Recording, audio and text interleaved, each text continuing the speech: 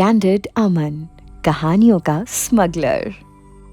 आग और अंगारे की ये जोड़ी खो गई है जंगल की गहराई में, जहां मौजूद है बहुत से खतरे। लेकिन क्या आर्यमन से भी खतरनाक कोई हो सकता है? जंगल में गोल गोल चक्कर लगाते हुए दोनों में कुछ तो नजदीकियां आ रही हैं। क्या चल रहा है दोनों के बीच में आखिर? चलिए आपको कहानी के इस एपिसोड में बताते हैं। जागृति और आर्यमन को काफी समय हो चुका था यूं इसी तरह से बैठे हुए। अब जागृति ने कुछ बोलने के लिए अपना मुंह खोलने की कोशिश की, लेकिन तभी आर्यमन ने उसके मुंह को अपने हाथ से कवर कर दिया। अब आर्यमन के चेहरे पर एकदम सीरियस एक्सप्रेशन आ चुका था। आर्यमन ने जागृति के कान में आहिस्ता से कहा, यूं कि ये सब तुम्हारी वजह से हुआ है। अब तुम अगर उस शेर से बच गई तब भी तुम्हें इस शेर से कोई नहीं बचा सकता। आई एम टेलिंग यू, तुमने आज सभी लिमिट्स क्रॉस कर दिए। जागृति आर्यमन की इस बात को बहुत ही बेपरवाही से सुनकर इग्नोर कर रही थी। उसे कोई फर्क नहीं पड़ रहा था उसकी इन धमकियों से, और उसका यही केयरलेस एटीट्यूड आर्यमन को और भी ज्यादा गुस्सा दिला रहा था। दोनों तब तक इस पोजीशन में बैठे रहे जब तक वो आवाज कान में पड़ना बंद नहीं हो गई। अब धीरे धीरे वहां से आने वाली आवाज अब दूर से आने लगी। इसका मतलब ये था कि वो शेर वहां अब उनके आसपास मौजूद नहीं है। अब आर्यमन को इस बात की संतुष्टि हुई तो पहले वो खुद पेड़ से नीचे उतरा। पहले उसने हर और नजर दौड़ाई और अब जाकर उसे पूरा यकीन हो गया कि आसपास खतरा नहीं है। उसने जागृति को नीचे उतरने के लिए कहा। जागृति ने परेशान सा चेहरा बनाते हुए आर्यमन से कहा, मुझे डर लग रहा है, मैं गिर जाऊंगी। आर्यमन ने जागृति की तरफ गुस्से में देखते हुए कहा, चढ़ते वक्त तो नहीं सोचा था तुमने कि नीचे कैसे उतरूंगी? हाँ, अब जल्दी से नीचे उतरो, नहीं तो यहीं शेर के पास छोड़कर चला जाऊंगा तुम्हें। एंड यू नो व्हाट, शेर को पेड़ पर चढ़ना भी बहुत अच्छे से आता है। जागृति ने भी मुंह बनाते हुए आर्यमन को जवाब दिया, मैंने तो नहीं कहा था मुझे प्रोटेक्ट करने के लिए आइए, आपसे बेटर तो शेर है, जाइए आप, I can protect myself. Aryaman ने अब दांत भींचते हुए जागृति से कहा, Jagriti don't test my patience, I am telling you, मैं और बर्दाश्त नहीं कर सकता, गिव मी योर हैंड। इतना कहते हुए आर्यमन ने जागृति की तरफ अपना हाथ बढ़ाया। जागृति ने मुस्कुराते हुए आर्यमन से कहा, इतना ओवर कॉन्फिडेंस आप लाते कहां से? किसने कहा आपको कि मैं आपका हाथ थामूंगी?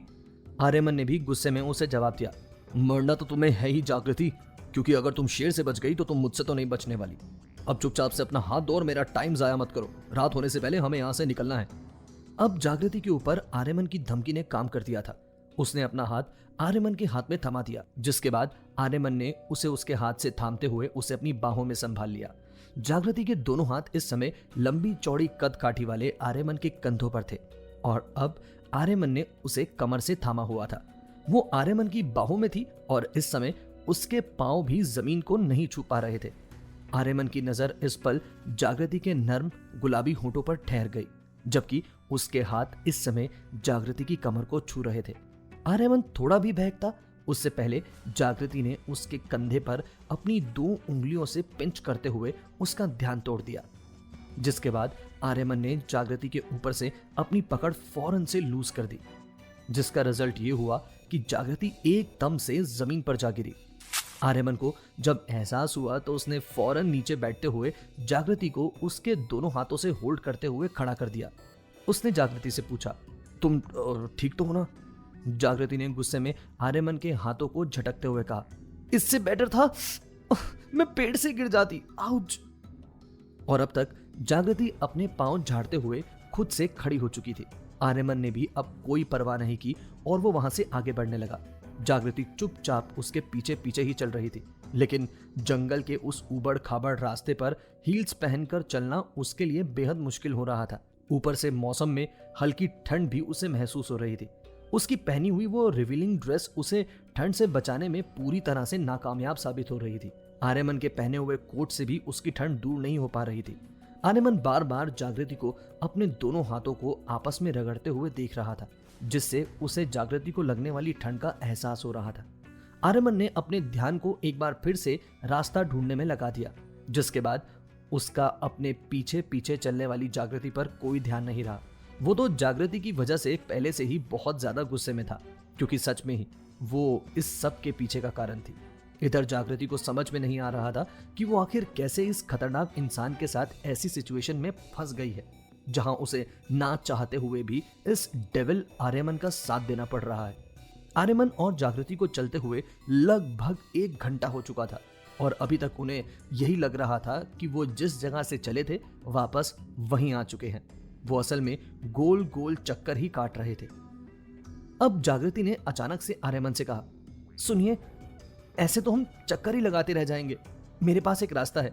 आर्यमन ने सरकास्टिक टोन में जागृति से कहा, पहली बात, डोंट कॉल मी सुनिए, एंड यस, एक काम करता हूं, मैं अपनी आंखें बंद कर लेता हूं, तुम एक बार फिर से दौड़ लगा दो, ताकि जितना पागल मैं अभी तक तुम्हारी वजह से बना हूं उसकी भी आखिरी लिमिट तुम क्रॉस कर दो।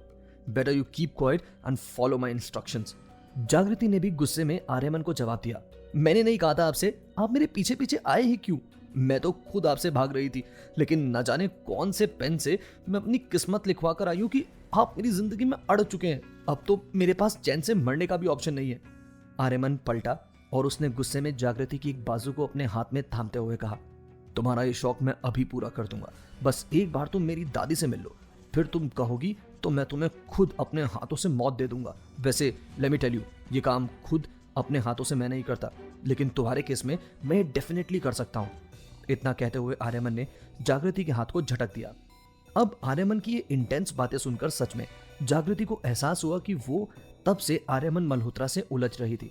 उसे एक पल नहीं लगेगा उसकी हस्ती मिटाने में, और जागृति अपनी बिना सच्चाई साबित किए इस दुनिया से चली जाएगी। जागृति ने लपक कर एक मिट्टी का टुकड़ा अपने हाथ में उठाते हुए आर्यमन से कहा, हम इसे मार्क कर सकते हैं कि हम कहां से गुजर रहे हैं, ताकि अगर हम लौटकर उसी डायरेक्शन में आए तो हमें पता चल जाएगा, वरना हम ऐसे ही घूमते रह जाएंगे। आई एम श्योर आपने ये मूवीज में जरूर देखा होगा। आर्यमन ने मुंह बनाते हुए जागृति को जवाब दिया, मैं मूवीज नहीं देखता हूँ, और हाँ, तुम्हारी आइडिया की बात करें तो ठीक है, ये किया जा सकता है। इतने टाइम में तुमने पहली बार कोई ढंग की बात की है। असल में तब से लेकर अब तक आर्यमन को जागृति के मुंह से निकली हुई हर बात इरिटेट कर रही थी। जागृति की बात मानते हुए आर्यमन अब जागृति की इस ट्रिक के हिसाब से ही आगे बढ़ रहा था। जागृति यही सोच रही थी कि उसने सच में कितनी बड़ी गलती कर दी है आर्यमन को अपने आप को मारने के लिए इनवाइट करके, क्योंकि जितना वो उसे जानती थी, आर्यमन 1 सेकंड नहीं लगाता किसी को जान से मारने में। जागृति के दिमाग में बहुत सी बातें चल रही थी। उसने सोचा कि क्यों ना वो आर्यमन को दूसरे तरीके से हैंडल करे। उसे अपने बिहेवियर में थोड़ा बदलाव लाने की जरूरत है, क्योंकि जिस तरह से आज उसने आर्यमन को गुस्सा दिलाया था, आर्यमन का कुछ भी करना उसके लिए सरप्राइजिंग नहीं होने वाला था। आर्यमन इस समय आगे आगे चल रहा था और जागृति ठीक उसके पीछे थी।